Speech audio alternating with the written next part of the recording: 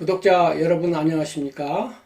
제 사이트에 들어오시는 분들이 불교를 애호하시는, 불교를 신앙하시고 신봉하시는 분들일 거예요. 그런 분들에게 약간 부담이랄까요? 심지어는 거부감이 들지도 모르겠어요. 제목이 불교가 기독교에게 밀리는 이유거든요. 이것을 인정하시나요? 그런데 객관적인 지표로 보면 인정을 안 할 도리가 없어요. 한 10년 전만 해도 불교 인구가 기독교 인구보다 많았습니다. 그런데 그때를 기점으로 역전이 되더니만 지금은 통계상 기독교인이 더 많은 걸로 알려져 있어요. 물론 불교는 그 특성상 불교라고 딱히 표방을 안 하는 또 종교 박지대에 있는 분들 있잖아요. 그런 분들이 기독교에 비해서는 불교에 친화적이에요. 그래서 준불교인이라고 할 만한 분들도 많기 때문에 넓게 보면 또 더 많을 수도 있어요, 불교 인구가. 그런데 딱 당신의 종교가 뭐예요? 라고 물어본다면은 지금 기준으로는 기독교하고 불교가 비슷한 가운데 기독교가 좀 더 많지 않을까 이렇게 생각이 돼요. 그러니까 점점 불교 인구가 줄어들어 온 것이죠. 또 다른 관점에서 보더라도 기독교가 힘이 강합니다. 똑같은 인구를 반반으로 나눈다고 해도 그 충성도에 있어서 기독교인이 불교인에 비해서 2배 이상 훨씬 높아요. 불교인이라고 자부하지만 매주 법회에 나가시는 분은 10명 중에 2~3명 될까? 그 정도밖에 안 돼요. 그런데 기독교인이라고 자부하는 분들은 거의 대부분이 일요일날 교회나 성당에 갑니다. 또 그것 말고도 또 많이 가요. 주중에도 가는 분이 많습니다. 충성도가 훨씬 높아요. 그리고 또 사회적인 기여도 면에서 보더라도 제 기준으로 볼 때는 기독교가 불교보다 강합니다. 여기서 먼저 말씀드릴 것은 기독교라는 용어인데요. 10명 중에 7, 8분들은 기독교 하면은 개신교를 지칭해요. 교회에 나가시는 분들이죠. 하지만 기독교라는 단어는 교회만을 의미하지 않습니다. 성당에 나가시는 분도 기독교인입니다. 기독이라는 말은 크리스트라는 말을 한자어로 옮긴 거예요. 그래서 한자어로 옮기면 크리스트가 되고 우리말로 부드럽게 하면 크리스트 혹은 크라이스트에서 시작돼서 크리스트가 되는데 이 크리스트를 그리스도 즉 스트니 트 같은 거는 우리 한국어에는 별로 안 쓰이는 단어니까 쉽게 그리스도 듣기 편하게 이렇게 된 게 그리스도고 그러니까 기독이 그리스도 크리스트 크라이스트라 이 말이에요. 예수님이죠. 그러니까 예수님을 믿고 따르는 그러한 분들은 다 기독교인이에요. 그런 의미에서 성당에 나가시는 분들 예수님 따르잖아요. 그래서 기독교는 성당과 교회를 다 합친 말입니다. 그래서 이 강의에서의 기독교는 그런 기독교인입니다. 어쨌든 그런데 이제 기독교가 우리 사회에 미친 영향을 보자고요. 간단하게 병원부터 보자고요. 기독교인들이 세운 기독교의 영향 하에서 생긴 종합병원들 좀 많습니까? 강남 성모병원, 최근에 제 동생이 무슨 일이 있어서 그 병원에 자주 다니고 있는데 그거 성당에서 세웠잖아요. 그 다음에 연세대학교 세브란스 병원, 연세대학교 자체가 기독교 학교잖아요. 기타 등등 제가 사는 일산에 그 백병원이라고 있어요. 그 백병원도 제가 알기로는 기독교 재단인 걸로 알고 있어요. 이렇게 해서 기독교에서 세운 큰 병원만 해도 굉장히 많습니다. 근데 불교에서 종합병원, 최근에 이제 그것도 일산에 있습니다만은 동국대에서 종합병원을 하나 세웠어요. 얼마 안 됐어요. 그 이전부터 기독교 종합병원은 많이 있었고, 그런데 이제 겨우 하나 생긴 겁니다. 그러면 이것이 병원에 대해서만 그러냐? 아니에요. 다른 사회 봉사에 있어서도 불교는 기독교가 훨씬 못 미칩니다. 이런 식으로 해서 기독교의 영향이 굉장히 많다 보니까 국회의원들도 기독교인들이 많고 그래서 좀 불공정한 일을 많이 당하는 것 같아요. 기독교인들은 우대를 받고 정치 사회적으로 불교인들을 자꾸 뒤로 밀리고 있어요. 그렇다면 이러한 기독교의 강화 내지는 불교의 약화는 어디에서 비롯된 것이냐 이거예요. 그거를 그냥 기독교가 서양 문화를 배경으로 하고 있고 서양 문화의 중심인 미국과 그리고 유럽 이쪽이 기독교 내지는 과학을 들고 와서 그것들의 힘에 의해서 기독교가 이렇게 위호를 받아가지고 강해졌다 이렇게 생각하는 분들이 많은데 그것이 일면 맞기는 합니다. 그렇지만은 본질을 봐야 돼요. 본질이란 건 뭡니까? 종교의 본질은 교리잖아요. 교리를 중심으로 기타 등등 다른 것들이 이렇게 더해지고 붙어가지고 그 본질을 뿌리와 줄기 삼아서 가지와 잎과 꽃이 붙은 것이 종교예요. 그러니까 뿌리와 줄기를 검토해야 돼요. 잎과 꽃을 검토해가지고는 결말이 안 나요. 그래서 기독교의 본질, 불교의 본질면에 바로 그러한 기독교가 강세를 띨 수밖에 없는 또는 불교가 약세를 띨 수밖에 없는 원인이 있다. 저는 그렇게 생각을 해요. 그렇다면은 저는 왜 굳이 이러한 제목으로 즉 불교가 기독교에게 밀리는 이유가 뭐냐라는 제목으로 강의를 하는 것일까요? 이것은 이것 자체가 목적이 아닙니다. 문제가 있다는 거예요. 이 문제의 원인을 밝히자는 것이 본 강의의 목표인데 원인은 왜 밝힙니까? 사성제에 그 답이 있죠. 부처님의 첫설법이 사성제잖아요.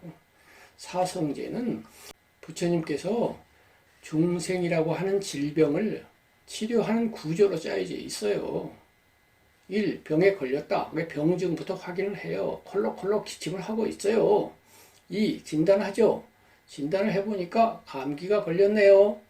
내지는 폐결핵이 걸렸네요. 이렇게 된 거예요.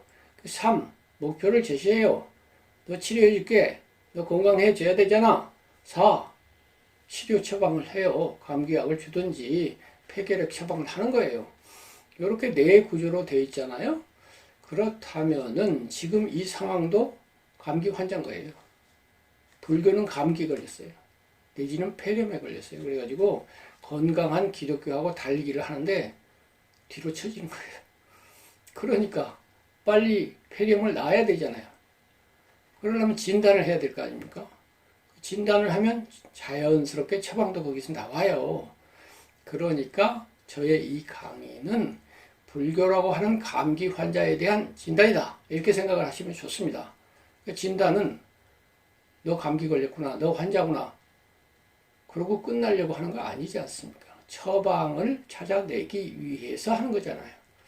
결론적으로 말씀드리면 저희 이 강의는 불교를 위한 강의이고 불교의 미래를 구상해보는 그러한 강의입니다.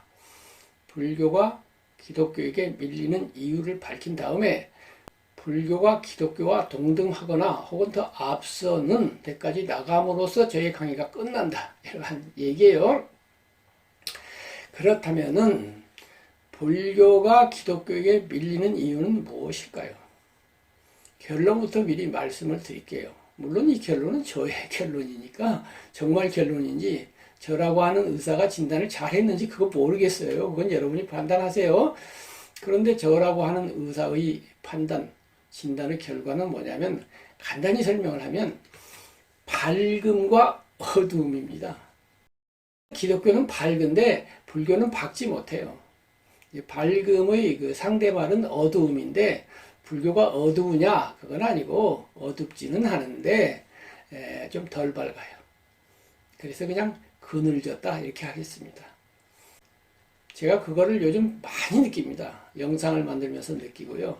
그래서 이제 영상을 만들다가 삼귀 사홍서원 영상 올라온 걸 찾아봤어요. 어디에 쓰려고. 그래서 조계종 우리나라 대표 종단이잖아요. 거기서 만든 삼귀의 사홍서원 영상을 봤는데 바로 이 점이 시각으로 드러나더군요. 빛깔이 어두워요. 회색으로 가득 차 있고요. 글자도 깔끔한 글자가 아니에요. 음악조차도 국악풍이면서 느려서 이렇게 축 처져 있어요. 밝고 명랑하고 상쾌하고 발랄한 데가 없습니다. 그런데 기독교 사이트 찾아보면요, 전부 노래 부르고 신났고 전부 긍정적이고 낙관적이고 희망차요. 음악 자체에서 그렇게 드러나요. 불교 찬불가들 보면요, 밝고 명랑한 거 거의 없고요, 비장하고 엄숙하고 막 이렇습니다. 약간 경직되어 있어요. 물론 그 중에 밝으려고 애쓰는 것들이 있기는 있는데 그 밝음이 속 시원하게 밝지를 않아요. 근데 기독교도 아주 진지하고 그런 음악 많이 있지요. 그렇지만 대체로 분위기는 밝고 명랑합니다. 상쾌하고 산뜻합니다. 그것도 역시 서양 문화에서 들어와서 그렇다. 서양에 그러한 발달된 음악 예술이 있지 않냐 이렇게 말하면 되지만 그렇거나 저렇거나 결론적으로는 그렇다 이거예요. 그래서 이 불교라고 하는 데가 이렇게 좀 그늘졌다 이거예요. 이 점은 예를 들어서 지나가는 사람 10명을 무작위로 붙잡아요. 그래가지고 당신 종교 있어? 있다 그러면 제외. 그러면 종교 없는 사람 10명을 딱 세워놓고 물어보는 거예요. 자, 여기에 3개의 사원이 있어요. 불교 사원, 교회, 성당 이렇게 3개가 있는데 각각을 밝기로 점수를 매겨주세요. 밝으면 10, 캄캄하면 0, 중간 정도면 5 이렇게 점수를 한번 매겨주세요. 이렇게 10명한테 했어요. 여러분, 그렇게 하면 어떠한 결과가 나오리라고 예상을 하십니까? 점수는 모르겠지만 순서가 3가지 사원 중에서 어느 사원이 내 느낌상 일반인이에요. 3가지 사원에 다니지 않는 비종교인의 느낌에 밝기로 치면 가장 밝은 데가 1번이 누굽니까? 그리고 가장 밝지 않은 어두운 쪽으로 1번은 누구입니까? 라고 물어보면 적어도 제 생각에는 10명 중에 한 7명 이상이 1교회, 2성당, 3 사찰 이렇게 나오리라고 생각이 돼요. 바로 그것이 이 밝음과 어둠을 말해 주는 거예요. 그리고 아까 말씀드린 것처럼 그러한 기독교의 밝음이라고 하는 것은 그 교리, 기초, 뿌리, 줄기 자체에서부터 있습니다. 이렇게 되면은 부처님이 놓으신 기초 자체가 약간 덜 밝다 이렇게 되는 거예요. 어떤 의미에서 이 진단은 부처님에 대한 비판이기도 해요. 감히 인류 역사상 가장 위대한 4대 성인이 가장 위대하신데 그 중에도 가장 위대한 분은 저는 부처님이라고 확신해요. 굳이 순서를 매긴다면. 그럼 에도 불구하고 저는 현대인으로서 현대 과학 세대 사람으로서 부처님 이후에 인류가 수없이 발전시켜 온 수많은 지식이라든가 발전 이것들을 다 포함해서 종합적으로 고찰해 볼 때 부처님이 그런 완벽 그 자체냐 라고는 감히 생각하지 않습니다. 부처님이 위대하신데 그 위대하심에는 뭔가를 보완해야 할 필요가 있다고 감히 주장을 해요. 부처님은 기독교를 모르신 상태에서 설교를 하셨는데 기독교에는 부처님도 모르신 위대한 분이 있다고 생각을 하고 자연과학이 발전시켜온 수많은 내용들 부처님 한 번도 언급하신 적이 없어요. 어떤 분들은 부처님이 삼천, 대천, 세계를 이야기했으니까 그것이 오늘날 우주과학하고 맞는다는 등 부처님의 모화설이라든가 이런 걸 깊이 연구해보면 오늘날 양자물리학을 말씀하신 것이라는 등 이러는데 그건 그렇게 해석하면 그렇다는 것이지 부처님이 우주물리학을 아인슈타인이나 무슨 누구처럼 그렇게 상세하게 수리적으로 설명하지 않았잖아요. 무아를 오늘날 방정식으로 말씀하신 건 아니잖아요. 해석해보니까 그렇게 하기로 말하면 무언들 해석하면 그렇게 안 되겠어요. 그러니까 그러한 자연과학, 기타 등등 많죠. 뭐 심리학도 있고 예술도 있고 이런 것들을 다 포함시켜서 오늘날에 맞는 불교로 재탄생을 시켜야 한다. 그것이 신대승이다. 부처님 돌아가시고 500년 있다가 대승이라고 해서 500년의 변화를 수용해가지고 적극적으로 불교를 변화시켰는데 그것조차도 2000년이나 되었으니까, 그리고 그 2000년 동안에 어마 이하생략인데요. 어마를 100만 번 해야 돼요. 그렇게 많은 변화가 있었으니 2000년 전 책 가지고 오늘날이 설명이 되겠냐? 그걸 부정하는 것이 아니라 불교의 기본인 연기법에 기초하여 그 기초는 버리지 말자. 그래서 불교다. 대승불교도 초기 불교하고 많이 달라요. 어떤 면에서 반대된다고까지 할 수 있는 시각을 갖고 있지만 그래도 불교인 이유는 연기법에 기초하고 있어서 그렇거든요. 불교는 처음부터 끝까지 연기법이에요. 연기법에 기초해서 공이라고 하는 말이 나왔지만은 공이 연기법에 기초하고 있기 때문에 불교인 거예요. 그렇다면 우리도 연기법에 기초하여 공 다음은 뭐냐? 2000년 전에 공 그랬는데 지금은 공 말고 뭐라고 하면 좋겠냐? 이런 것들을 탐색해 보아야 한다 이거예요. 물론 제가 그 답을 다 제안하면 좋겠습니다만은 답을 제안할 만큼 제가 영민하지도 못하려니와 어떤 의미에서는 답을 제안할 사람은 없을 수도 있어요. 그렇다고 포기할 수도 없잖아요. 그러니까 시도를 해봅시다 이런 거예요. 어쨌든 그렇게 위대하신 부처님, 인류 역사상 가장 위대한 부처님인데 그렇다고 해서 부처님이 인류 역사상 모든 지식, 도서관에 있는 모든 지식을 다 포섭하신 분은 아니다. 이건 엄연한 사실이잖아요. 그것을 인정을 하자 이거예요. 그런 상태에서 다른 것들을 받아들이자. 연기법이라고 하는 기초를 제 생각에는 60%딱 부처님 설법을 갖다 놓고 10% 기독교 장점을 받아들이고 다시 10% 인문학적 발전, 심리학, 기타 등등 사회과학, 정치, 사회 이런 것들을 다 또 받아들이고 그 다음에 10% 예술을 받아들여야 돼요. 예술. 불교에서 예술이 굉장히 무시되고 있어요.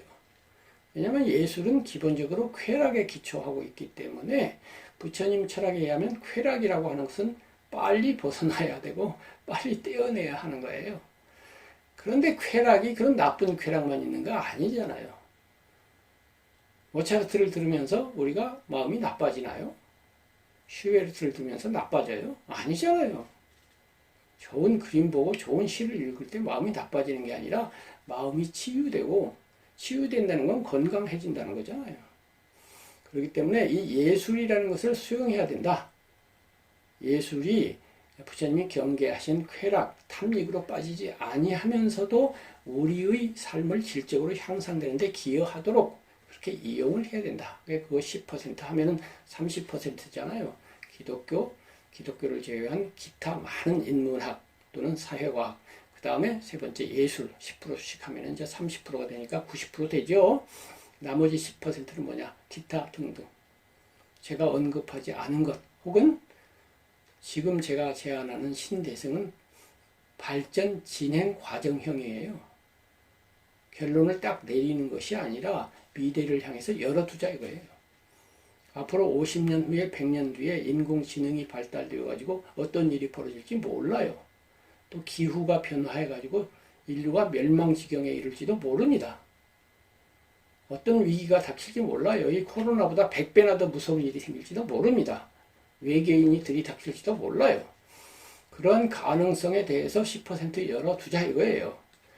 이렇게 해서 제10불교는 60%의 부처님, 불교, 기존 불교, 를 기초로 한 상태에서 기독교 10%, 자연과학과 인문학, 기타 등등 10%, 그 다음에 예술 10%, 그 다음에 이제 여유로서 10% 이렇게 구성이 되어 있습니다. 그 중에서 오늘은 기독교 얘기를 하는 거예요. 기독교가 아닌 다른 종교도 다 포함되어 이 10%에. 그런데 그 대표가 기독교라고 저는 보고요. 그리고 불교가 수용해야 되는 그러한 장점은 기독교만 가지고 있죠. 저 알라를 믿는 무슨 이슬람교라든가 기타 등등 다른 종교에는 그렇게 받아들일 만한 게 없어요. 똑같이 신을 믿어도요. 기독교가 믿는 신은 복음이라고 하는 독특한 의미에서의 신, 예수 사상이거든요. 그러니까 다른 종교에는 복음 사상이 없어요. 요점은 복음 사상이거든요. 그 복음 사상을 수용해야 된다. 저는 이렇게 생각을 하는 것인데 바로 거기에 기독교 밝음성이 있습니다. 그래서 이제 기독교가 밝고 불교가 그늘진 그러한 원인을 저는 어디서 보느냐면은 첫 번째로는 쉬움과 어려움에서 봐요. 쉽기 때문에 밝고 어렵기 때문에 그늘진다 이거예요. 두 번째는 세속과 탈속에서 봐요. 기독교는 세속적이기 때문에 밝고 불교는 세속을 벗어난다 이거예요. 탈속 혹은 속리. 저쪽에 가면 속리산이라고 있죠. 세속, 속을, 떠난다고 해서 속리산인데 속리 혹은 탈속, 벗을 탈, 세속, 세속을 벗어나서 이른바 출세간, 세간을 벗어난다, 탈출한다. 이런 게 불교잖아요. 그래서 이제 세속성과 탈세속성, 여기에서 이제 불교가 그늘진다 이거예요. 그러니까 두 가지 다시 정리하면 첫 번째는 기독교는 쉽고 불교는 어렵다. 그렇기 때문에 기독교는 가볍고 밝아지고 불교는 어렵고 그늘진다. 이렇게 되는 것이고요. 또 하나는 세속과 탈속, 세속적이기 때문에 밝고 세속을 긍정하기 때문에 밝다. 근데 탈속이란 말은 세속을 부정한다는 의미가 있거든요. 근데 우리는 세속에서 살기 때문에 그늘질 수밖에 없다. 이 큰 이유를 두 가지로 들었습니다. 그것을 하나하나 좀 더 세밀하게 살펴보겠습니다. 먼저 쉬움과 어려움에 대해서 말씀을 드릴게요. 이것이 조금 전에 말씀드린 복음법 때문에 그렇습니다. 기독교는 복음법이고 복음법은 쉬워요. 그렇다면 거기에 대비해서 불교는 무슨 법이냐면 인과법이에요. 복음과 인과를 대비시켜야 돼요. 먼저 인과부터 설명을 하면 인과는 원인과 결과라는 뜻이죠. 이 세상 모든 사물이 원인과 결과로서 존재를 하고 생겨나고 사라지죠. 부처님이 연기법이라고 하는 것을 깨달아서 부처님이 되셨는데 이 연기법을 사물에 적용하면 인과법이 돼요. 물리적으로 당연히 인과법이 세계를 지배하죠. 자연과학이 밝혀내는 모든 법칙들은 인과법이죠. 그리고 그것을 사람에게 적용하고 심리에 적용해도 인과법이 또 적용이 돼요. 원인과 결과로서 마음이 일어나요. 나쁜 마음도 일어나고 좋은 마음도 일어나요. 그걸 바꾸면 또 좋은 마음이 돼가지고 또 행복이 일어나고 나쁜 마음이 돼가지고 고통이 일어나요. 그래서 인과법이에요. 이렇게 해서 자연과학적 법칙을 사람에게 적용하고 그것을 선하게 적용하면 이른바 인과법이 돼요. 이 인과법이 더 나아가면 이제 업이라는 말이 나와요. 업은 원래 지금 쓰이는 용어가 아니라 행위라는 뜻이에요. 원래 카르마라고 하는 인도말 자체는 행위라는 뜻인데 더 나아가서 행위가 낳은 인과적인 결과물, 그 결과가 마음 밑바닥에 깔려있다 이거예요. 깔려있다가 이것이 나중에 잘 익어가지고 나중에 결과로 또 나온다 이거예요. 씨앗이 돼가지고. 그래서 이제 업인데 이러한 인과법을 기독교에서는 깨뜨려 버립니다. 파괴해요. 부정해요. 그것이 복음법이에요. 그러니까 복음이라고 하는 것은 기독교인들에게 있어서 구약시대, 이제 구약이라고 하죠. 옛 약속, 모세로부터 쭉 내려와서 예수님까지의 구약 성경, 이 구약과 예수님이 이제 내려와가지고 구약을 폐기하고 신약, 새로운 약속을 했다 이거예요. 즉, 인간과 하느님 사이의 계약을 바꿨다 이거예요. 계약서를 갱신을 했어요. 그래서 구약 시대는 유태민족하고 하느님과 계약을 했는데 이제 유태민족 다 떠나서 모든 인류를 대상으로 해가지고 약속을 새로 설정을 했는데 그 새로운 약속이 복음이다 이거예요. 복음은 복된 소식, 즉 행복한 소식이다 이거예요. 왜 행복하냐면 제가 지금까지 말씀드린 밝게 만들어줘서 행복한 거예요. 그럼 뭘 밝게 만들어줬냐? 구약은요, 기독교인들에 의하면 구약 시대가 율법 시대예요. 계율과 법률의 시대다 이거예요. 율법을 거꾸로 하면 법률이잖아요. 법률은 뭐예요? 하느님이 주신 십계명이라고 하는 법률을 지키는 그런 시대였다. 법률을 지킨다는 건 또 뭐예요? 그게 인과법이다 이거예요. 법률을 딱 줬어. 10개를 줬는데 10가지 중에서 1번 너 얼마나 지켰어? 90점. 2번 얼마나 지켰어? 그거 70점. 3번 얼마나 지켰어? 50점. 다 합계 얼마야? 1000점 만점에 저는 325점입니다. 1000점 만점에 저는 900점입니다. 이렇게 될 거 아니에요. 그게 인과예요. 구구단 법칙이라고요. 수학 법칙이고 계산 법칙이에요. 구구단이 뭐예요? 3 곱하기 3 이퀄 9. 그럼 왼쪽과 오른쪽 이퀄 양쪽이 똑같은 거예요. 글자만 3, 3이고 글자만 9지 3, 3이고 9고 9가 3, 3이잖아요. 그러니까 이쪽이 원인이고 이쪽이 결과예요. 3, 3이 원인이고 9가 결과인데 그렇다면은 인과법이라고 하는 것은 점수대로 간다 이거예요. 점수대로 해서 예를 들면 판사가 법률을 집행할 때 딱 계산을 해봐요. 네가 사람을 때린 다음에 죽인 다음에 시신을 어떻게 했어. 그래서 그 과정이 5개로 나눌 수가 있는데 각 관계마다 처음에 이거에 대해서는 너 1년 징역, 요거에 대해서는 3년 징역, 요거에 대해서는 7년 징역, 합해가지고 몇 년 징역 이렇게 되잖아요. 그러니까 판사도 말하자면 인과법적으로 계산적으로 하는 거예요. 이 계산세계, 인과세계는요. 인간은 뭐 인정이라든가 사랑이라든가 뭐 감정이라든가 이런 거 전혀 개입이 안 돼요. 그야말로 인공지능적이에요. 인공지능에다 딱 넣으면 지가 계산 따까따까따까따까 해가지고 27개월, 32일, 25초 동안 감옥에 넣어라 이렇게 나올 거 아닙니까? 인간이 계제 안 하면 그렇게 돼요. 계산기 된다고요. 판사는 가능하면 계산기처럼 해야 돼요. 근데 가끔 보면 판사가 법에도 인정이 있거늘 이러면서 네가 참여를 했으니까 네가 자라온 환경이 그렇게 기구했다고 하니까 그러니까 15년형에서 3년을 감형해서 12년을 선고하노라 이렇게 되잖아요. 이게 인공지능은 못하는 사람만이 하는 것인데 이 기독교의 복음이라고 하는 것은요. 알고 보면 그러한 수학 계산식, 인공지능식 그러한 계산식의 비인간성, 답답함 그걸 깨뜨려서 법에도 인정이 있다고 할 때의 인정 부분을 확대해가지고 적용하는 거예요. 구약시대에는 인공지능식으로 하느님이 재판을 했어요. 그리고 나는 295점, 나는 782점 이렇게 했는데 하늘나라에 들어오려면 1000점 돼야 돼요. 완전히 깨끗한 자만 들어와야지 999점도 못 들어와요. 그러다 보니까 아무도 못 들어오는 거예요. 모세도 못 들어와요. 아브라함도 못 들어와요.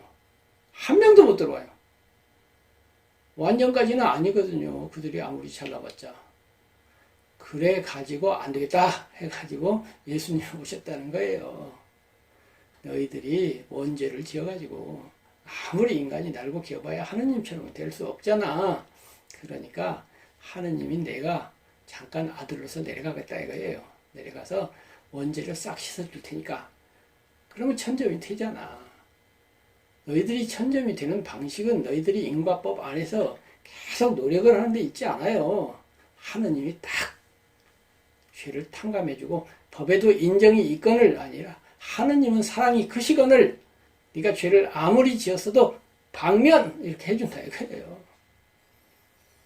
그러니까 이제 세속재판에서 사정을 들어보면 불쌍하지 않은 죄인이 어디 있고 처지를 감안하지 아니해도 되는 죄인이 어디 있겠어요. 그럼 전부 다 방면해버리면 재판관이 왜 있어야 하고 법원이 왜 있어야 합니까? 전부 방면될 건데. 그런데 이것은 종교이기 때문에 종교에서는 다 그냥 다 무죄예요. 법원에 들어오는 족족 무죄야. 다 용서를 해줘버려.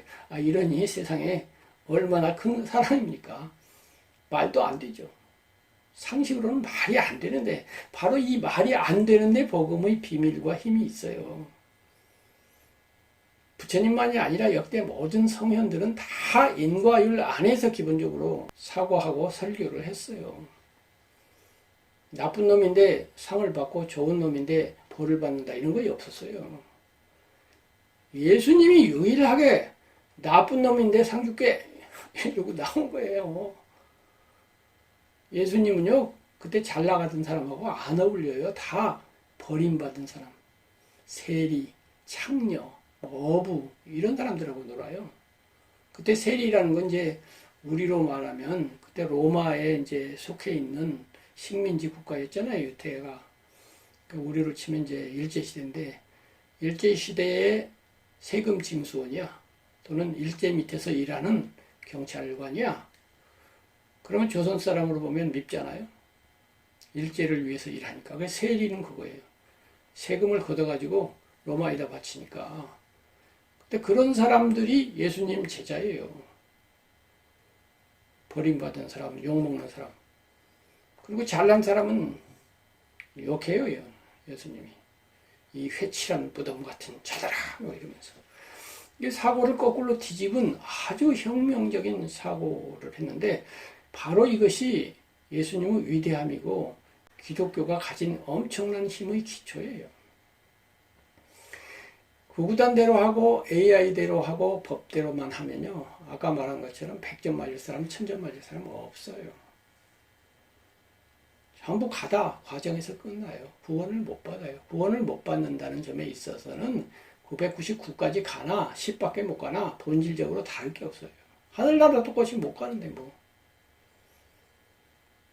그래서 구약에 대한 신약의 의미를 기독교인들은 설명하기를 구약시대라고 하는 것은 하느님이 야 인간에게 너희들 스스로 한번 노력을 해가지고 나처럼 되봐 하고 기회를 주었다는 거예요. 줬는데 거봐 1000년 이상 해봐야 한 놈도 못했잖아. 이제 알았어 니들 깜냥을? 내가 용서해 줄 테니까 무조건 내 앞에 꿇어 엎드려 이놈들아 이렇게 했다는 거예요. 그래가지고 이제 기독교는 예수님이 내려와서 대신 죽어주심으로써 모든 죄를 딱 사해버렸는데 이제 무죄가 되긴 됐는데 안 믿으면 소용없고 무죄인 상태에서 믿어라 이거예요. 믿으면 이제 간다 이거예요. 근데 여기에 하나 문제는 있죠. 죄를 짓는 걸 다 용서해주면 개판되지 않아요. 오늘 안 되니까. 바로 그러한 문제가 기독교에 생겨요. 그래서 이제 중세시대에 보면 어떤 일이 생기냐면은 이런 교리를 뭐 악용한달까 이용하는 인간들이 생겨요. 그때는 이제 개신교 교회는 없었고 성당만 있었잖아요. 성당에 안 가요. 가서 귀찮은 소리 듣고 이래라 저래라 말이 많으니까 안 가. 등록만 해. 너 지옥 갈 거야? 그래 안 가요. 실컷 자기 재미 다 보고 나쁜 짓도 많이 하고 적당히 살다가 마지막 죽기 하루 전에 신부님 빨리 오세요 나 죽어요. 오고 나서 거기서 바로 믿습니다 그러고 죽어버려요. 천당 보내야지 어떻게 해요. 믿는 데인데. 이런 아주 고약한 일이 생기고 나쁜 짓 해도 나 천당 가요 이런 사람이 있어요. 제가 아는 어떤 목사님은 그래요. 나는 이미 믿었고 구원을 받기로 돼 있기 때문에 내가 어떤 나쁜 일을 한다 하더라도 나는 천당 가거든. 이런 확신을 갖고 있어요. 이런 확신 가진 사람은 여러분 주변에 한두 명 있을 겁니다. 아주 뻔뻔하게 나쁜 짓 해요. 근데 난 구원 받았다는데?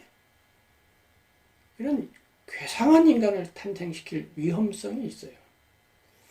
그 점에 있어서 불교와 인과법을 중심으로 하는 데는 땅띵도 그 말이 안 되는 이야기죠.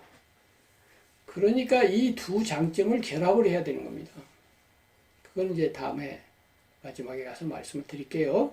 어쨌든 불교는 인과법이라고 하는 AI같이 꽉 짜여서 꼼짝달싹 못하는 그걸로 돼 있는데 기독교에서는 복음이라고 하는 먼저 사랑해주고 먼저 용서해주는 것으로부터 출발한다 라고 하는 어쨌든 그 입장에서만 보면 먼저 용서받아가지고 나 1000점이야 하고 출발하는 사람하고 인과법 안으로 들어가 보니까 내가 몇 점인가 계산해 보니까 부처님이 1000점인데 내가 500점 될까? 아우 무슨 500점 300점 될까? 아이고 300점도 아니야. 예를 들면 부처님은 저 전생부터 10만 급의 사아승직업을 더한 그 까마득한 시절부터 수행을 하셔서 부처님 되셨는데 자, 나 지금부터 수행을 해. 그럼 앞으로 얼마 남았어요? 10만 컵. 1겁만 해도 그게 몇십, 100억 년도 넘는데 곱하기 10만. 곱하기 4 아승직업. 그 언제예요? 계산도 안 돼. 거기다가 부처님은 처음부터 보살, 수메다 보살이라고 하는 고귀한 정신으로 출발했어요. 거의 90%에서 출발해갖고 10% 가는데 그렇게 됐어요. 10만 급 곱하기 4 아승직업이 10% 가는데 그렇게 됐는데, 나는 이제 10점이나 20점에 있는데, 그런 수메다 보살보다 훨씬 수준이 낮아. 언제 갈 거예요, 언제? 부처가 되는 게 목표라고 해서 성불 합시다, 성불 하세요 하고 인사하는데 그게 축복인가요? 아니면 저주인가요? 너 지금부터 수메다 보살처럼 10만 급의 4아승직업을 더한 시간까지 수행을 해서 부처 돼, 이런 뜻이잖아요. 그게 희망이에요. 수, 100억 년, 1000억 년, 업 다음에 뭐예요? 조 다음에 뭐예요? 경 다음에 뭐예요? 해 다음에 뭐예요? 술, 자, 양. 그것까지 가도 될까 말까 한 그러한 세월을 지나서 너 부처 돼, 이런 건데 그게 저주인가요? 축복인가요? 내가 물어보는 거예요. 이런 생각을 안 하고 무조건 그냥 습관적으로 성불하세요. 아이고 좋은 소리. 제가 보기엔 그건 저주입니다. 저주. 축복 아니에요. 물론 축복이죠. 복음적 입장에서는 축복 아니에요. 인과적 입장에서는 축복인데 이 인과법이라는 게 그런 거라 이 말이에요. 그래서 불교도 이것을 느꼈어요. 불교인들도. 기독교는 몰랐지만은 이 인과율이 너무 답답하고 이래가지고는 숨 막힌다라는 걸 느꼈다고요. 느껴갖고 대승불교 나온 거예요. 초발심시 변정각. 초발심 낼 때가 이미 부처야, 천점이야 라고 한 거예요.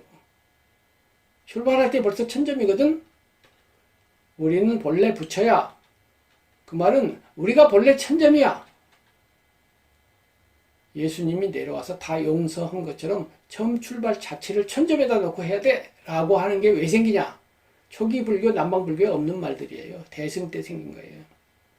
열애장, 불성 이런 거 다 왜 생겼냐. 연기법을 잘 해석을 해가지고 잘 해석을 달리 해보니까 연기법이라는 건 원인 결과의 법칙인데 그 바탕 자체가 공하더라 이 말이에요. 그래서 즉 내가 태어난 게 연기적으로 태어났다는 것은 안 태어났다 이런 뜻이다. 왜냐하면 조건에 의해서 태어났다는 건 태어난 본질 자체, 나라고 할 만한 것 자체가 없다는 뜻이고, 그러니까 나는 안 태어난 거나 마찬가지야. 없을 무자 무에서 태어났어. 그러니까 나의 모든 행위 자체도 텅 비어 있어요. 무가 하는 짓이니까. 그래서 내가 죽었어. 무였던 놈이 무로 돌아갔는데. 그러면 허공에 구름이 생겼어. 생기긴 생겼는데 조건에 의해서 생겼거든.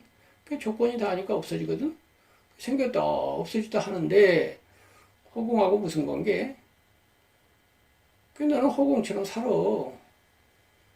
그렇게 이제 된 거예요. 이렇게 된 건데 기독교라고 하는 복음을 정확하게 알고 이런 생각을 한 것이 아니다 보니까 암암리의 복음 속에다 자꾸 또 인과가 들어와요. 그래갖고 확실한 복음까지는 못 갔다. 저는 이렇게 보고요. 그래서 이제 우리는 2000년이 지난 현 시점에서 확실한 복음법을 이해한 다음에 그걸 불교랑 접목을 시켜서 불교 복음을 만들어야 되는데 역시 연기에 기초해야 하고 그럼에도 불구하고 아까 말한 기독교의 문제점 실컷 나쁜 짓 하고도 인과법을 무시하고 실컷 나쁜 짓 하고도 나는 천당 갈 거야 이런 말도 안 되는 그런 것은 없는 그래서 인과에 기초를 하되 인과에다 복음을 얻는 인과와 복음을 조화시켜서 때로는 엄정한 인과법을 적용해서 나쁜 놈 혼내주고 너 7년간 징역 가야 돼. 7년간 딱 떼이자 이거야. 그런데 그것만 하지 말고 또 용서하고 사랑하고 법에도 인정이 있거늘 이것도 있고 이렇게 두 가지를 가지고 시기적절하게 운영을 하자. 이것이 이제 불교 인과법과 기독교 복음법을 결합한 저의 이제 새로운 불교 시각에 있어서의 기독교와 관련된 부분입니다. 이것이 10%가 되겠죠. 그럼 이제 60점이었던 불교가 70점 되는 거예요. 다시 거기에다가 이제 인문학, 과학을 넣어서 다시 10점을 보태고, 다시 거기에 예술을 넣어서 다시 10점을 보태고, 그리고 90점짜리인데 나머지는 열어놓고 계속 발전을 시킵시다. 이것이 제 생각이다. 이런 뜻입니다. 어떤 의미에서 여러분 굉장히 충격받고 계신지도 모르겠어요. 그러나 마음 열고 자유롭게 생각을 해보자고요. 이제 처음으로 돌아가서 불교가 약간 그늘지고 기독교가 밝은 이유. 첫 번째는 쉽고 어려워서 그렇다. 두 번째로는 세속에 근거하느냐, 세속을 부정하면서 탈속을 주장하느냐에서 그렇다. 그렇게 됐는데 첫 번째 쉽고 어려움에 있어서 쉬운 이유는 기독교가 복음을 주장하기 때문이고 불교가 인과를 주장하기 때문이다. 이거 설명드린 거예요. 그 다음에 이제 복음이라고 하는 것은 기본적으로 탄핵이죠. 하느님과 예수님의 힘으로 죄를 용서받았으니까. 근데 인과는 자격이에요. 내가 나를 구제해야 돼요. 내가 나를 구제하는데 아까 말한 것처럼 내가 천점 되려면 하염없는 시간 동안 수행을 해야 돼요. 근데 부처님 이래로 부처님 제자들 사리불 목건년 10대 제자가 아라한이 되어서 부처님과 동등한 해탈지경에 이르렀다고는 하지만은 아무리 봐도 사리불 목건년이 부처님 같은 경지에 이른 것 같지는 않죠. 그래서 이제 그걸 설명하는 여러 방법이 있어요. 똑같이 깨달았는데 아라한 깨달음은 이렇고 붓다 깨달음은 이렇게 이렇게 설명을 해요. 그 뒤에 또 많은 위대한 이제 수행자들이 다 왔어요. 동북아시아로 넘어오면 이제 달마, 해누, 기타 등등 위대한 선사들 이런 스님들이 나왔단 말이에요. 나왔는데 그러면 이제 선의 전통에서는 해능이라든가 이런 육조 대사라든가 내지는 역대 선사들이 견성 성불해서 성품을 깨달아가지고 성불 부처가 되었다 이렇게 됐어요. 그게 주장을 하긴 하는데 객관적으로 보자고요. 누가 석가모니 같았는데요? 달마가 석가모니가 됐어요? 해능이요? 마조가요? 백장이요? 조주가요? 누가? 대해가요? 원효가요? 서산이요? 보조가요? 경허가 그렇게 똑같아졌어요? 성천이 똑같아졌나요? 어린 반푼에 반푼 어치도 없는 소리예요. 택도 없어요. 누가 석가모니 같았어요? 예수도 석가모니 같지 않았고요. 소크라테스 공자도 석가모니 같지 않았어요. 석가모니는 오소독스, 유일, 천상천하 오직 석가모니 뿐이에요. 아까 아라한처럼 무엇이 어쩌고 저쩌고 설명을 해서 사리불이 부처님과 똑같은데 어쩌고 저쩌고 이렇게 하면 될까 몰라도 정말로 똑같지는 않아요. 왜? 정말로 똑같으려면 석가모니처럼 살아야 되잖아요. 그렇게 산 사람 누가 있길래? 아무도 없어요. 설법하는데요. 석가모니 부처님 당시의 고전 하나도 인용 안 해요. 베다, 우파니샤드 이런 거 인용 안 합니다. 저같이 이렇게 석가모니 예수 이런 얘기 안 해요. 바로 물어봐. 내가 다 말해줄게. 내가 다 깨달았는데 왜 그 고전이니 옛날 책 같은 거 가져와. 바로 내가 생수를 떠서 바로 줄게. 저장해 놓은 저런 물독에 담아놓고 나 얘기 안 해. 바로 직수로 줄게. 물어보면 바로 얘기해요. 당신 뒤에 권위자 무슨 보증자 이런 거 안 세워요. 하느님 이런 거 안 세워요. 내가 다 안 되니까 천상천하 유아 독존이 신이고 나발이고 다 나한테 와서 배워! 이러고 출발했는데 그런 사람 석가모니 말고 없어요. 예수님? 구약을 전제로 하잖아요. 하느님을 전제로 하잖아요. 하느님 아버지 그러잖아요. 뒤에 보증자가 있어요. 하느님이라는. 하느님보다 못한 거예요. 간단히 말해서. 석가모니 신들 나한테 와봐. 내가 가르쳐줄게. 이런 사람 누가 있냐고 요새. 그러면 역대 선사들이 그래서 위대해요. 역대 선사들도요. 경전 인용 안 해. 내가 바로 말할게. 이건 역대 선사들 위대한 점이에요. 역대 선사들 그렇긴 한데 두 번째로 그럼 석가모니가 누구에게 절한 적 있어요? 예의를 차리면서 겸양한 적이 있습니까? 겸손이 일반인에게는 미덕이지만 석가모니한테는 미덕 아니에요. 천상천하 유아덕준인데 왜 겸손해? 내가 다 알고 있는데 왜 겸손하냐고? 오만하냐? 오만 아니요. 그냥 내가 다 아니까 다 안다고 그런 거예요. 그냥 여여한 거예요. 오만할 것도 없고 겸손할 것도 없으니까 그러면 신들 이야기 이런 거는 신화라고 치자고요. 그럼 세속에서 왕들이죠, 왕. 아무리 석가모니라도 왕이 기분 나빠가지고 저 중을 사형에 처하여라 그러면 죽을 거 아니에요. 그러니까 왕 앞에는 겸손할 수밖에 없어요. 어떤 위대한 수행자라도 역대 어떤 위대한 수행자도 겸손했어요. 예수님도 체포되고 나니까 겸손한 건지 뭔지는 몰라도 아무 말 안 하고 그냥 끌려가기만 했고 사형하니까 사형 당했어요. 그냥 받아들이기만 한 거예요. 그것도 위대해요. 비굴하게 굴복하지는 않았으니까. 근데 석가모니도 사정은 마찬가지예요. 예수처럼 사형당할 수도 있었는데 수많은 왕을 만나도요. 겸손하게 허리 구부린 적이 있어요? 심지어 절을 해요? 왜 절을 해? 왕이 절을 해요. 왕이. 석가모니한테만 하느냐? 아니에요. 석가모니 제자한테도 해요. 내 제자한테 절하세요 해가지고 절시킨다고요. 허리 안 구부려요. 이런 사람 역대에 누가 있었습니까? 아무도 없어요. 기타 등등은 뭐 말할 나위가 없어요. 이렇게 당당하고 아주 상상조차도 어려운 그러한 삶을 살아내신 분이 석가모니인데 그런 점에서 볼 때 역대의 어떤 위대한 불교인이 부처님의 똑같이는 그만두고 90점이라도 간 사람이 있느냐? 없다 이거예요. 80점 간 사람도 없다고 봐요. 고작해야 한 5, 60점에서 왔다 갔다 했다고 나는 봐요. 그런데 불교는 그런 석가모니를 목표로 하고 있으니 이 길이 100만 년, 1000만 년 가도 안 된다 이거예요. 그래서 구약시대에 아브라함, 모세가 위대하긴 했지만 천점은 아니잖아. 하물며 그 이하 말해 못하리. 인과일로는 안 돼. 그래서 복음법이 필요해. 그래서 예수님이 내려와서 다 은사를 해갖고 딱 천점을 만들어 놨어 라고 하는 관점에서 불교도 똑같아요. 불교로 2500년간 해봤어. 그런데 석가모니처럼 된 사람 아무도 없어. 가봐. 그래서는 안 되잖아. 그럼 어떡할래? 가 이제 시작돼야 되는 이 시대의 예수님적 복음 사상이 새로 등장해야 된다는 거예요. 그래서 그 절반 정도는 아까 말씀드린 초발심시 변정각이라든가 무슨 불성이라든가 열애장이라든가 본래 깨달음이라든가 이런 것들을 통해서 복음화가 되어 가긴 했는데 확실하지는 않았다. 근데 이제 기독교 복음을 아는 우리의 시점에서는 확실하게 해버리자.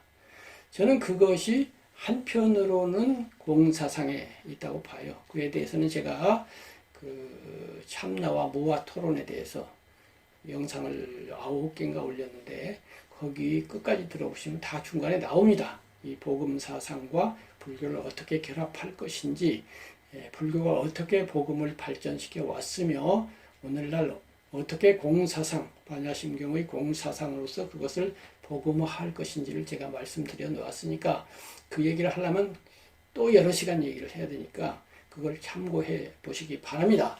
어쨌든 간에 이렇게 해서 기독교는 복음이라고 하는 쉬운 길인데 불교는 수행, 인과라고 하는 머나먼 길을 감으로써 밝음이 점점 어두워져서 지금 오늘날 한국 스님들의 승복 색깔, 회색빛이죠. 회색빛으로 변했다. 저는 이렇게 생각을 하는 겁니다. 이렇게 해서 타력, 즉 하느님의 은사를 기초로 해서 신행을 해 나가는 기독교와 자력, 나 자신이 나 자신을 구제하는 구조로 되어 있는 자력, 인과법에 기초한 불교가 비교적으로 봐서 전자가 밝을 수밖에 없고 후자가 덜 밝을 수밖에 없다는 걸 설명을 드렸어요. 그 다음에 또 하나가 있어요. 이거는 이제 문학, 예술과 철학, 이성의 문제예요. 기독교는 예술성이 강합니다. 이 예술은 여러 가지가 있죠. 음악, 미술, 문학이 대표적인데 옛날에는 음악, 미술이 그렇게 발달되지 않았어요. 그런데 문학은 옛날부터 발달이 됐거든요. 언어는 처음부터 있었으니까. 그래서 이제 그 언어를 통해서 경전이 성립을 하는 것인데 기독교 경전과 불교 경전을 비교해 보면 기독교 경전은 문학 예술성이 굉장히 풍부한 데 비해서 불교 경전은 그 점이 상대적으로 굉장히 약합니다. 그 대신 철학 이성적인 요소가 굉장히 강해요. 그래서 이제 문학과 철학을 비교해 보아야 합니다. 이 문학과 철학은 똑같이 언어를 가지고 하죠. 문학도 언어로 가지고 하고 철학도 언어로 가지고 하는데 언어를 문학적으로 쓰는 경우와 철학적으로 쓰는 경우는 그 용법이 다릅니다. 제 설명법으로 하면은 철학적으로 쓰는 것을 언어의 1차 용법이라고 하고 문학적으로 쓰는 걸 2차 용법이라고 해요. 언어는 원래 1차적으로 왜 생겼냐면은 설명을 해가지고 내가 떠오른 어떤 뭐 개념이나 이런 내용들을 타자에게 전달하려고 생긴 거예요. 소통하려고. 근데 처음에는 철학적으로 써요. 철학적으로 하니까 굉장히 어려울 것 같지만 그게 아니고 보통 우리가 쓰는 말이 다 그런 거예요. 그냥 설명하는 일반 용어들이 다 철학적인 거예요. 다른 말로 하면 개념적인 거예요. 예를 들면 사랑, 우정 이 단어는 개념어예요. 내 속에서 어떤 감정이 일어나는데 이걸 사랑이라는 단어로 개념화한 거고 우정이라는 단어로 개념화한 것인데 이렇게 하면 알아는 들어요. 예를 들면 원시 시대로 언어가 이제 막 시작됐어요. 그게 돌멩이가 있어요. 근데 돌멩이가 똑같이 이렇게 평범하게 생겼는데 저쪽에 내가 가서 보니까 돌멩이가 괴상하게 생긴 거예요. 사자같이 막 이러고 있는 돌멩이가 하나 있어서 신기해. 돌아와가지고 그걸 보지 못한 친구에게 그걸 얘기를 해줘야 되겠는데 얘기를 해주려면 어떻게 설명, 1차 용법을 쓰는 거예요. 개념을 써서 돌멩이는 돌멩이인데 있잖아. 저 사자라는 놈 있잖아. 쟤하고 똑같이 생긴 게 사자, 돌멩이 똑같이 이런 개념을 써서 설명을 하면 이 사람이 이제 추상화로 그걸 들어요. 그런데 추상화인데 그냥 추상화가 아니라 사자라고 하는 비유를 들었잖아요. 돌멩이, 사자 이런 단어들은 마음속에서 돌멩이라는 그림을 떠올리게 하고 사자라는 그림을 떠올리게 하죠. 이 그림을 떠올리게 할 때부터는 이제 2차 용법으로 들어가요. 그게 문학 용법이에요. 비유를 사용할 때. 근데 비유를 사용 안 하고 우정, 사랑 이러면 이제 우정을 아무 비유를 안 했어. 사랑을 비유를 안 했어. 근데 사랑을 예를 들면 장미꽃 같은 사랑, 우정을 소나무같이 늘 푸른 사랑 이렇게 했어요. 그럼 장미꽃이 떠오르잖아요. 또 소나무가 떠오르잖아요. 이렇게 비유를 하면 장미꽃, 소나무는 그림이 있잖아요. 형상, 모양이 있어요. 이 모양을 떠올리게 하는 게 이제 2차 용법인데 그냥 사랑, 우정하면 흐릿한 추상화로 해갖고 금방 잊어먹어요. 근데 장미꽃 같은 사람, 장미꽃이라는 그림 때문에 선명해지면서 기억이 오래가고 내 마음이 움직이기 시작해요. 이게 계속 지속이 되면 여러 비유를 계속 반복하면서 오르락내리락 하면 이제 마음이 움직여서 감동되고 감흥되는 게 이제 예술이거든요. 문학 예술이거든요. 우정도 마찬가지야. 늘 푸른 소나무 같은. 아, 내가 어렸을 적, 뭐 이렇게 이제 시적으로 운율을 넣어서 한다든가 하면 이제 마음이 움직이는 거예요. 이 점에서 볼 때 불교의 그 수많은 경전들이 이제 12가지의 형식으로 분별을 해요. 그래서 이런 형식, 저런 형식 하는데 대부분이 다 1차 용법, 개념으로, 설법이라고 그러잖아요. 설법. 법을 설한다 할 때 법이 뭐예요? 법이 다 개념이에요. 사성제, 개념이죠. 8정도, 5원, 12조, 18개. 전부 다 개념어들이죠. 8정도로 들어가면 정견 개념어, 정사, 정어, 정업 다 개념어. 뭐 삼법인 다 개념어예요. 다 일상용어, 철학용어예요. 다 추상화예요. 그러니 연희 사람들, 이 개념어에 능숙해지지 않은 보통 사람들은 단어 3개, 4개 가면 그 다음에 길을 잃어버려요. 추상화, 추상화, 추상화, 추상화, 추상화를 10개쯤 겹쳐놨는데 도대체 내가 어디 있는지 알 수가 없게 돼요. 근데 문학 언어로 말하면 달라요. 마음이 움직이면서 그림이 선명해져요. 불교에서 중생의 윤회의 첫 번째를 무명 그래요. 없을무 밝을명. 박지 아니함. 무명 개념어예요. 근데 무명은 밝음이라고 하는 그래도 비유라도 써요. 근데 무지 알지 못함. 치 어리석음 이렇게 말을 해요. 그런데 기독교 성경 첫 구절에 인간이 왜 이렇게 고통받게 되었느냐를 이야기로 말해요. 옛날에 하느님이 첫 번째 사람으로 아담이라는 남자를 하나 만들었는데 가만히 보니까 얘가 외로워. 그래서 이브라고 하는 하와라고 하는 여자를 하나 짝을 하나 만들어 줬거든. 그러면서 하나 이렇게 계율을 하나 줬어요. 너희들이 낙원에서 잘 살아봐. 근데 그 나무가 하나 있어. 이 나무의 열매 요거는 따먹지 마. 말 이렇게 했는데 근데 뱀이라는 놈이 와가지고 이브 보고 야 이렇게 맛있는 거 왜 안 먹어? 한번 먹어봐. 유혹을 하니 이브가 따먹으니까 아주 좋더라 이거예요. 그래서 남편 보고 사랑하는 당신 이것도 맛봐요. 그래갖고 먹었다. 말을 안 듣니까 하느님이 화가 나가지고 내쫓으면서 다시는 여기 못 들어오게 케루빔이라고 하는 천사를 향해서 딱 지키게 하고서 쫓겨났는데 그때부터 남자는 이마에 땀 흘리면서 노동을 해야 되었고 여자는 아기를 낳기 위해서 그 고통을 당해야 되었다. 이렇게 됐어요.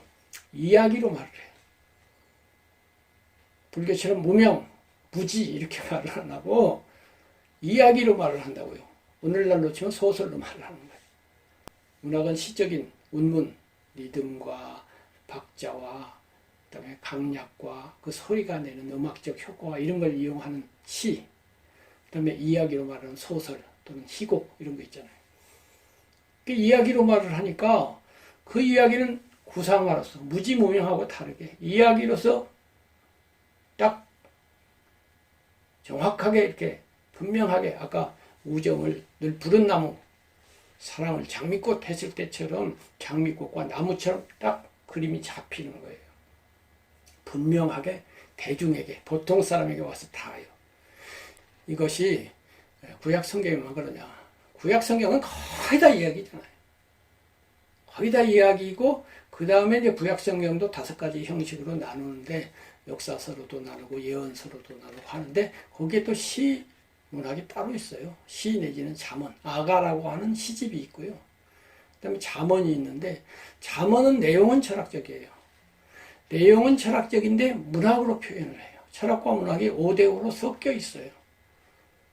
그 잠언을 쓴 사람이 이제 솔로몬으로 알려져 있거든요. 잠언은 오늘날로 치면 이제 격언인데, 격언인데, 그냥 격언 자체는 철학적이죠. 무슨 사람은 착하게 살아야 돼. 이런 철학 내용인데, 그냥 착하게 살아야 돼. 부처님처럼 너희들은 착하게 살아라. 선한 행위를 하여라. 이렇게 안 하고 문학적으로 해요. 잠언 첫 구절이 헛되고, 헛되고, 헛되고, 헛되니 모든 것이 헛되다. 이렇게 시작을 돼요. 사람이 세상에 나서 유익한 것이 무엇이냐. 뭐 해는 동쪽에서 따서 서쪽으로 가고 막 쫙 나오는데 그 표현법이 굉장히 문학적이에요. 헛되고를 여러 번 반복하면서 생기는 리듬, 시적 리듬이 생기잖아요. 헛되고, 헛되고, 헛되고, 헛되니 모든 것이 헛되다. 딱 이렇게 하니까 불교 같으면 이제 모든 것이 환이다. 이렇게 되잖아요. 그 환이다. 이렇게 하면 개념인데 이렇게 같은 개념으로라도 이렇게 시적으로 해요. 그래서 이제 불교라고 해서 그러면 완전히 문학이 없냐 천만의 말씀이죠. 지금 모든 것이 환이다 했는데 법구경 같으면 예를 들면 색수상 행식에 각각 넣어서 뭐 물거품 같고 아지당해 갖고 뭐 헛것 같고 기타 등등 비유를 대잖아요. 이 비유 부분은 역시 또 불교에도 문학이 있긴 있어요. 근데 그 주어가 색은 이렇고 수는 이렇고 상은 이렇고 행은 이렇고 식은 이렇다 해서 주어 자체는 또 개념어예요. 색이 개념어죠. 수 개념어죠. 상, 행, 식. 주어가 개념어예요. 근데 이제 비유는 수로에서 나오긴 나와요.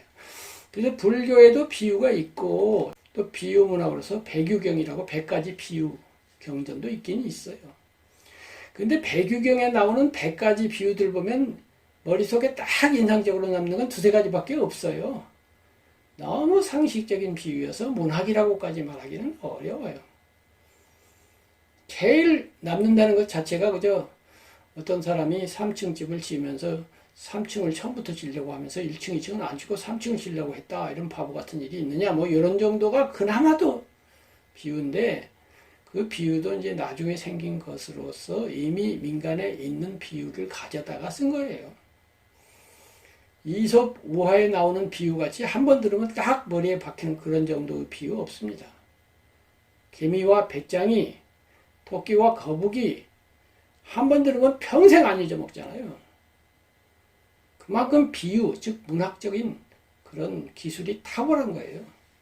세계 곳곳마다 우화가 있는데 이솝 우화처럼 그렇게 머릿속에 딱 와서 박히는 여우와 두루미 그런 우화 별로 많이 없습니다. 그리고 이솝도 많은 의화를 남겼는데 그렇게 딱 와서 박히는 거 한 5개 있어요. 그게 문학이고 예술인 것인데 그런 문학 예술 면에 있어서 기독교가 훨씬 능숙하죠. 예수님하고 부처님만 비교해도 그래요. 부처님의 설법은 되게 개념화예요. 첫 설법부터가 중도, 개념으로 계속 설교하셨죠. 두 번째 사상제, 역시 개념이죠. 그런데 예수님은 계속 비유로 말씀을 하세요. 수많은 비유가 있어요. 예수님 비유는. 그 비유를 보면 너무나 탁월해서 뭐 이런 조금 전에 말한 이솝을 훨씬 넘어서고요. 문학 역사, 종교 빼놓고 문학가로서의 예수, 문학 역사상에 있어서의 예수는요. 제가 보기에는 문학사상 최고 위대한 작가 중 한 분으로 알려져 있는 셰익스피어를 능가해버려요. 문학 예술가인 것 같아요. 저는 예수님이 종교인이라고 안 봐요. 문학 예술가라고 봐요. 근데 특이한 점은 문학 예술가는 작품으로서 예술을 했는데 예수님은 작품으로서 즉 언어로서도 예술을 했는데 삶이 문학 예술이었어요. 인생 자체의 스토리가 어떤 소설보다 멋있는 스토리를 사신 거예요. 심지어는 죽음으로써 결말을 지었는데 그 스토리가 너무너무 탁월한 거예요. 한편의 소설로 봐도 이런 소설이 없어요. 그래서 마치 노래를 좋아하는 사람이 가수를 사랑하고 마침내는 숭배하듯이 그 문학 예술의 주인공인 예수님을 사랑하고 숭배하다 보니 신이 되었다. 반드시 그렇다는 건 아닌데 그런 면이 상당 부분 있다. 저는 그렇게 생각을 해요. 그래서 그런 문학 예술성이 풍부한 그러한 기독교는 이해하기가 쉽고 또 철학과 문학의 다른 것 중에 하나는 철학적 용법 언어에서는 전하고자 하는 내용이 해석의 폭이 많으면 실패한 거예요. 아까 그 원시인이 내가 본 돌멩이는 말이야 사자처럼 생긴 거야 라고 했을 때 들은 사람이 정확하게 그것을 이해를 하고 받아들이면 그 성공한 건데 내가 사자라고 말했는데 기린이라고 들으면 안 되잖아요. 그런데 이제 추상적인 개념일 때는 오차가 생겨요. 내가 그녀를 사랑하는 것은 돌멩이가 아니고 사랑이에요. 사랑하는 것은 저기 피어있는 장미꽃을 바라볼 때 가슴이 두근거린 것과 같아 이렇게 설명을 했을 때 그것은 이제 설명이 아니라 표현이죠. 문학적 표현을 했을 때 듣는 사람은 어떨까요? 나랑 똑같을까요? 아까 돌멩이처럼 돌멩이는 90% 정확하게 거의 전달이 돼요. 근데 사랑은 장미꽃인데 쟤는 장미꽃을 봤는데 나는 붉은 장미꽃을 떠올리면서 어느 날 아침에 깨어가지고 봤는데 깜짝 놀란 거예요. 장미꽃이 막 피어나는데 너무 이쁜 거야. 그래갖고 감동을 받아서 막 두근두근한 경험이 있었어요. 근데 쟤는 붉은 장미는 본 적이 없고 흰 장미만 본 적이 있는데 그것도 별로 감동 없이 지나가다가 장미가 있군 하고 지나갔어요. 근데 얘가 장미꽃이라고 하면서 비유를 하면 얘가 어떻게 들을까요? 알았어 장미꽃 뭐 좋긴 하지. 이렇게 뜻미지근하게 그렇게 들을 거 아닙니까? 그래서 오차가 생겨요. 또는 얘는 장미꽃이 있었는데 장미꽃에 찔려본 적이 있어. 그래서 그냥 고생을 많이 했어. 그 가시 때문에. 그리고 갑자기 장미꽃 얘기를 하니까 다른 느낌이 나. 얘가 말할 때에는 나는 장미꽃 같이 그녀를 사랑해라고 했을 때는 아주 호감 어린 얘기로 했는데 쟤는 들을 때는 장미꽃은 찌르는 건데 가시가 있는데 이 녀석 언제 가시 한번 찔리겠군 이렇게 들을 수도 있잖아요. 이 해석의 폭이 많아지는 거예요. 이렇게 비유로 말하면 해석의 폭이 많아요. 장미라고 하는 비유물은 천가지 만가지 해석이 가능하다 이 말이에요. 간단히 말해서. 그래서 예수님이 좁은 물로 들어가라. 씨앗이 하나가 있는데 그놈이 그냥 있을 때는 그냥 하나인데 그놈이 땅에 들어가 죽거든. 죽으면은 싹이도 다 나갔고 몇십 배로 몇백 배로 이렇게 열매가 열리지 아니하냐 이렇게 비유로 말을 했어요. 이 비유는 예를 들면 예수님이 그렇게 비유로 하나 말했는데 마치 장미꽃처럼 그 뒤로 역대의 기독교 수많은 설교자 100만 명이 아마 설교를 했을 거예요. 이 주제 가지고 저마다 딴 얘기 해도 돼요. 씨앗 하나가 죽는다는 얘기 가지고 할 얘기가 너무 많은 거예요. 이게 문학이에요. 해석의 폭이 많아요. 어제 다르고 오늘 달라요. 이렇게 해서 풍부해지게 되는 거예요. 문학적으로 말하면 이렇게 풍부해집니다. 근데 철학적으로 개념으로 말을 해. 비유는 안 하고 너희가 너 자신을 죽여서 모아의 경지에 이르면 마음은 해탈할 것이다. 이렇게 말을 했다고 치자고요.